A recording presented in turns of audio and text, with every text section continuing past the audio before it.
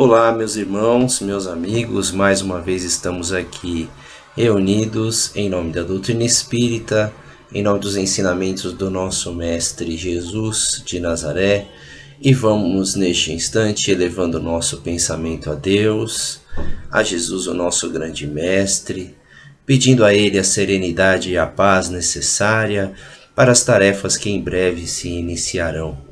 Que possamos, Senhor, estar conectados com a Tua verdade, com a Tua mensagem, com a Tua luz, com a Tua sabedoria, para transmitirmos aqui os ensinamentos que nos deste por meio dos Espíritos superiores e que nos quer tanto atingir o coração para que as nossas atitudes mudem com relação à nossa vida, pensando cada vez mais na nossa vida futura e não na nossa vida presente. Então que a Tua paz, Senhor, esteja conosco. Pedimos inspiração, sabedoria para todos nós que ouvimos e para todos nós que falamos em nome da doutrina espírita e dos Teus ensinamentos. Fica conosco por hoje e sempre, que assim seja, graças a Deus. Mais uma vez, meus irmãos, estamos aqui a convite do Centro Espírita Antônio de Oliveira. Gratidão a essa casa bendita que abre suas portas para que a gente possa trabalhar e estudar a doutrina dos Espíritos. Continuando o nosso estudo, hoje nós vamos ver o livro Roteiro, no capítulo 24, que se chama Fenômeno Espírita, escrito nas mãos da psicografia de Francisco Cândido Xavier pelo Espírito Emmanuel. E se agora você já gosta da doutrina espírita, aproveita estes minutinhos, dá uma curtida aqui no vídeo, compartilha com aqueles que você sabe que precisam conhecer um pouco mais dessa mensagem. Também se inscreve aqui no canal do Centro Espírita Antônio de Oliveira e nos canais que a gente tem para poder estudar a doutrina espírita, nesse canal que você está assistindo o vídeo, porque aqui terá bastante conteúdo para poder compartilhar com vocês.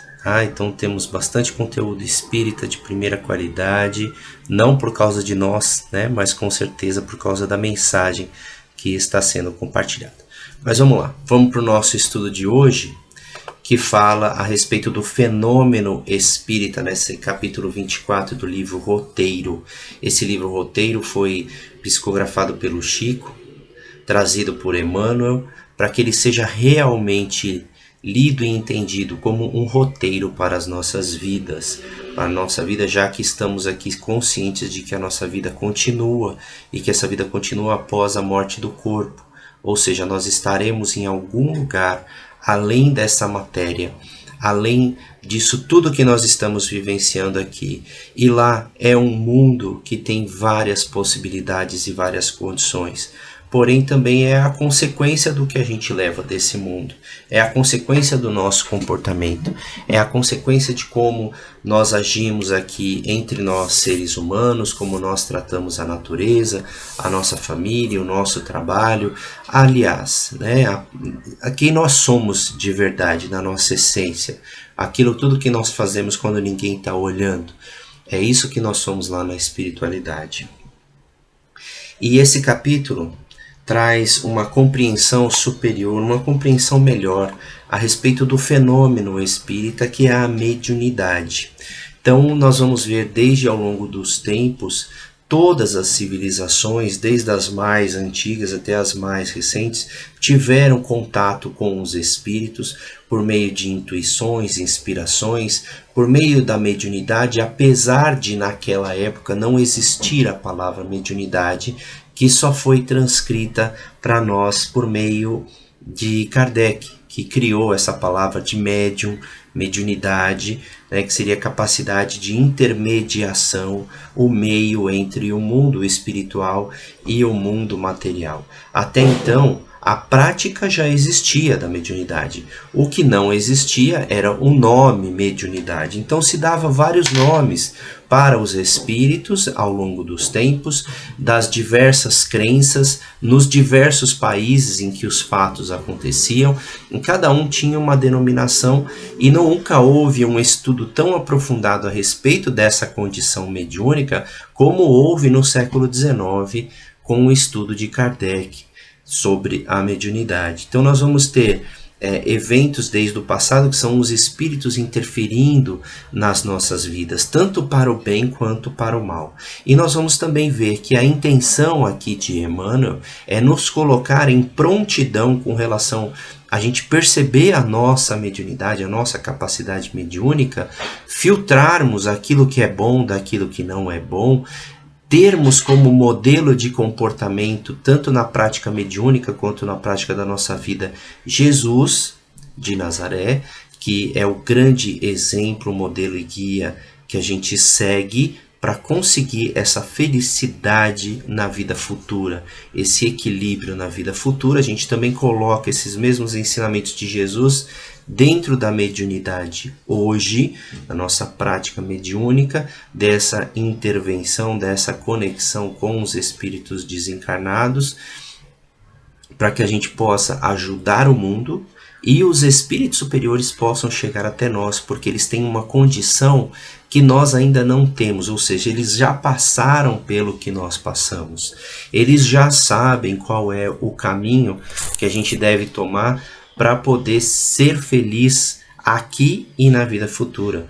Por isso eles começaram a se comunicar de forma mais séria, mais equilibrada, para que a gente tivesse acesso a esse conhecimento e mudasse definitivamente o nosso comportamento, principalmente perante a vida, perante a matéria. Como que nós estamos nos comportando perante ela? Tudo bem? Então vamos começar a nossa leitura. Em todas as civilizações, o culto dos desencarnados aparece como facho aceso à sublime esperança. Em todos os tempos, a comunicação com o espírito trazendo a esperança para as pessoas.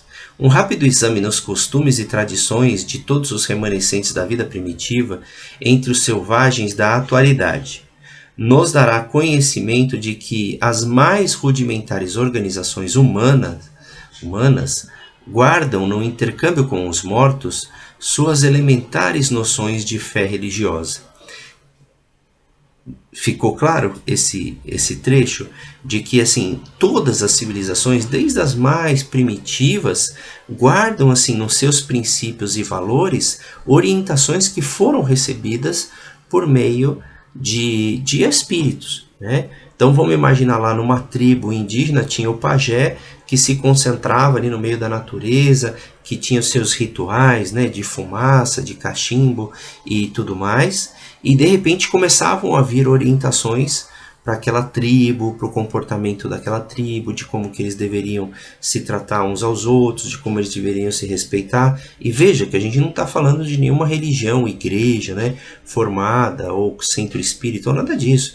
Era simplesmente uma pessoa mais espiritualizada que tinha essa condição mediúnica mais apurada, fazia alguns rituais, claro, porque era aquilo que eles tinham de mecanismo de transe, né, de entrar no transe mediúnico em conexão com os espíritos e traziam.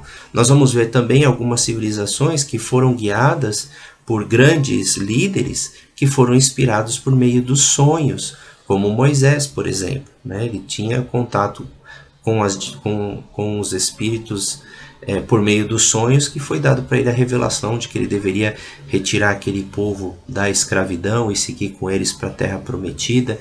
Enfim, acredito que muitos de vocês já conhecem a história de Moisés, né? Se não conhece, vale a pena conhecer, mas foram por meio de revelações, por meio de sonhos, né? Ou seja, os espíritos também entram em contato com a gente por meio do nosso sono no corpo físico. Que mais nós temos aqui? Aparições e vozes, fenômenos e revelações do mundo espiritual assinalam a marcha das tribos e das povoações do princípio. No Egito, os assuntos ligados à morte assumem especial importância para a civilização Anubis. O deus dos sarcófagos. Era o guardião das sombras e presidia a viagem das almas para o julgamento que lhes competia no além. Olha que interessante, né? A gente está aqui num tempo antes de Jesus e já havia uma ideia dos egípcios de que após a morte haveria um julgamento. E quem iria promover esse julgamento era um deus que eles acreditavam, que se chamava Anubis. Na China multimilenária, os antepassados vivem nos alicerces da fé. Em todas as circunstâncias da vida, os espíritos dos avoengos são consultados por descendentes, recebendo orações e promessas, flores e sacrifícios. Na Índia encontram-se os Rakshasas, espíritos maléficos que residem nos sepulcros, ou portadores invisíveis de moléstias e aflições.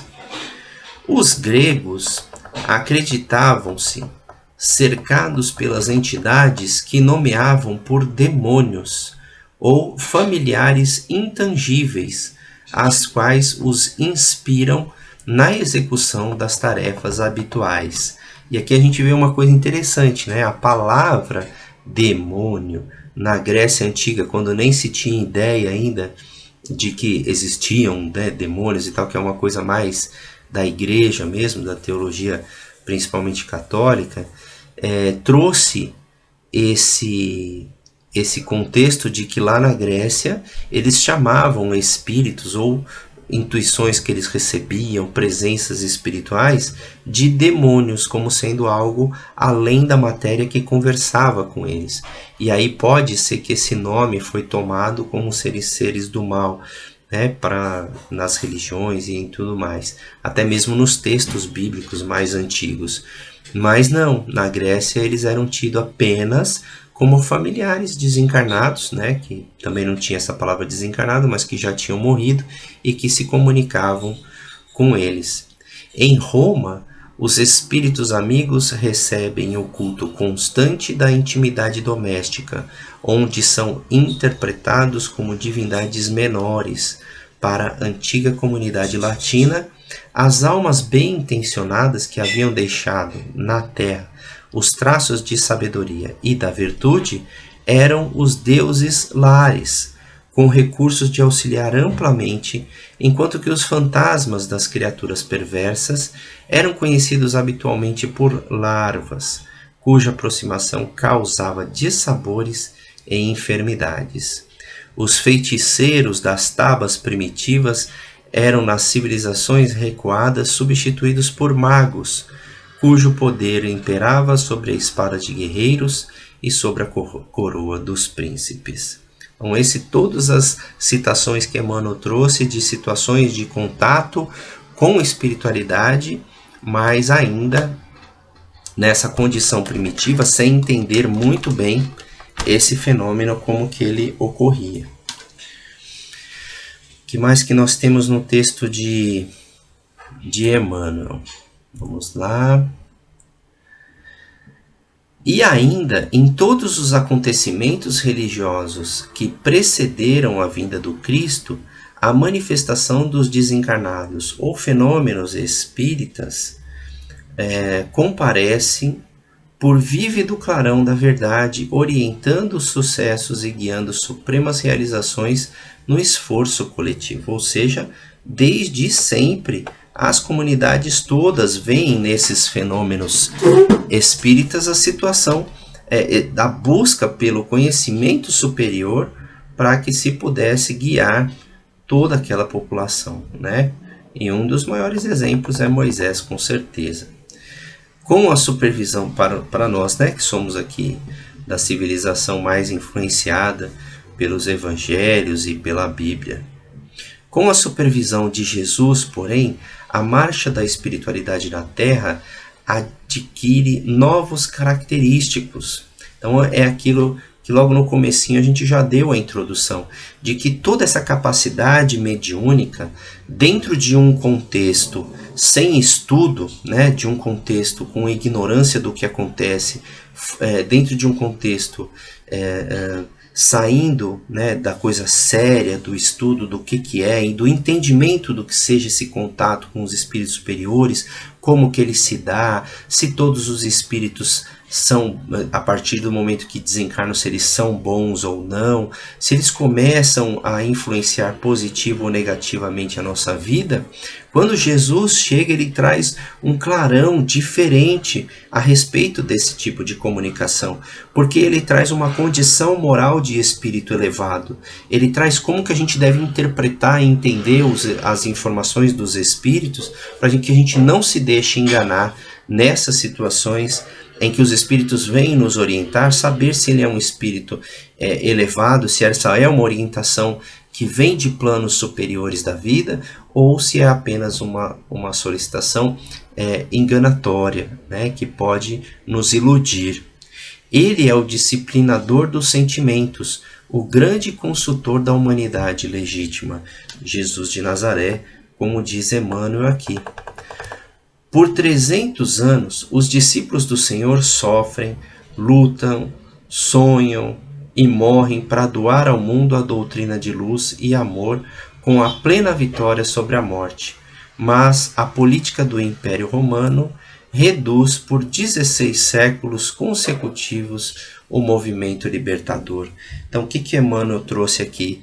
Que até o século III, 300 anos após a morte de Jesus, os cristãos verdadeiros, aqueles que viveram a mensagem de Jesus na essência e foram passando para os seus descendentes, faziam um esforço enorme para divulgar aquela mensagem da forma como ela foi dada.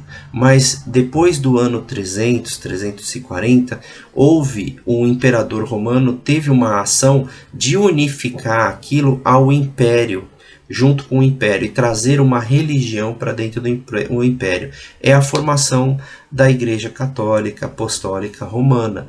Ali se forma, então, um conjunto de regras que aqueles homens, né, religiosos da época formaram e constituíram para que seja a religião oficial.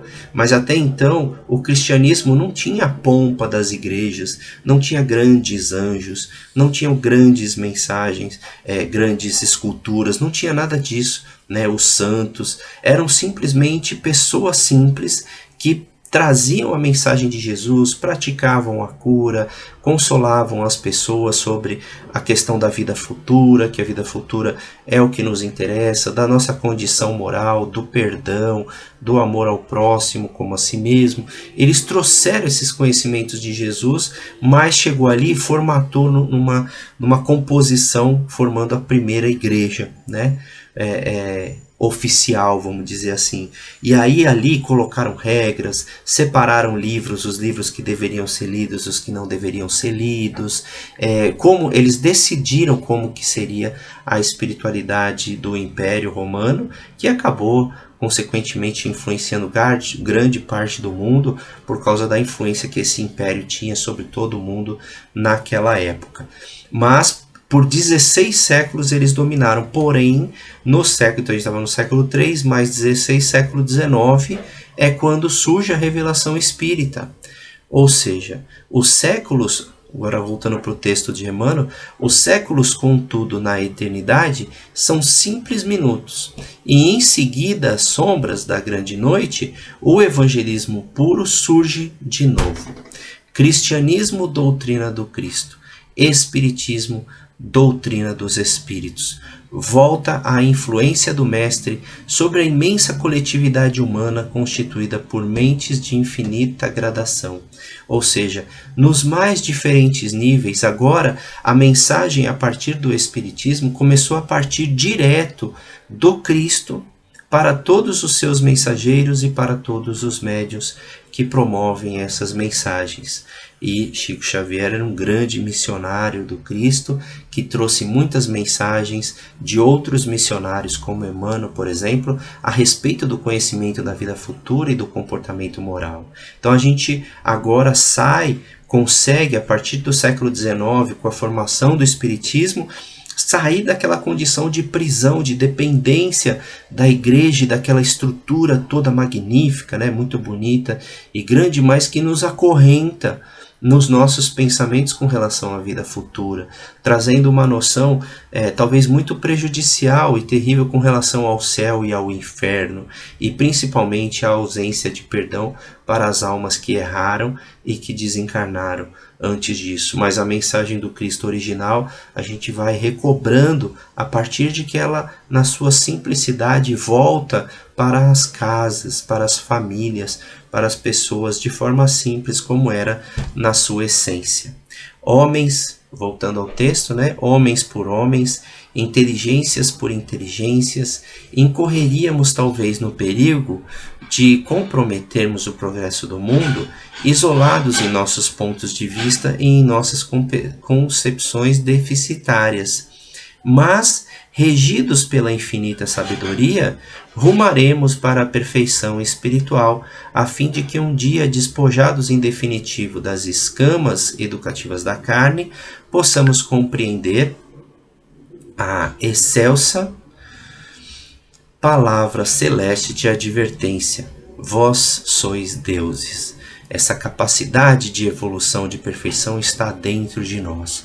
Que possamos então agora, absorvidos desse conhecimento, dessa luz, da verdade que o Cristo nos traz, mudarmos a nossa compreensão da vida de forma definitiva, tendo na base do nosso esforço e do nosso estudo a doutrina espírita, que é o nosso consolador prometido, que nos traz a esperança da vida futura e que nos incentiva ao desapego dessa matéria. Que possamos todos nós, meus irmãos, seguirmos em frente, firmes e fortes. E pedimos a luz de Jesus mais uma vez para encerrarmos esta palestra, esse estudo, com muito amor no coração e com muita gratidão por estes conhecimentos trazidos por Emmanuel. Que a tua luz, Senhor, se faça presente em nossa vida, nos inspire sempre. Que assim seja, graças a Deus. E se você gostou do vídeo, curte, compartilha, se inscreve no canal para que a gente possa ter mais e mais atuação e divulgação deste conhecimento. Muita paz a todos e até a próxima.